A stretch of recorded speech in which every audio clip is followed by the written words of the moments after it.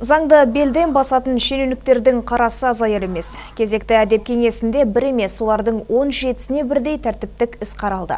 Бірі қызметтік көлікті өз жеке мақсатында мінсе, екіншісі міндетін дұрыс атқармаған. Қарамағындағы қызметкерлеріне дөрекі сөйлеп, ар намысына тиетін сөздермен балағаттайтындар да бар болып шықты.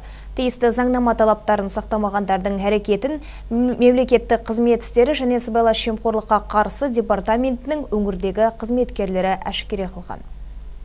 Жамбыл аудандық жұмыспен қамту және әлеуметтік бағдарламалар бөлімінің басшысы қарамағындағы қызметкерлер арасында алауыздық туғызатын көрінеді. Онысымен қоймай, қызметкерлер оның балағаттайтынын айтып шағым түсірген. Алайда айыпты болған басшы әдеп кеңесінде төбе көрсетпеді. Қызметтік тергеп-тексеру құжаттарын зерделей келе, кеңес мүшелері бөлім басшысы Келесовке қатаң сөгіс жариялауды ұсынды.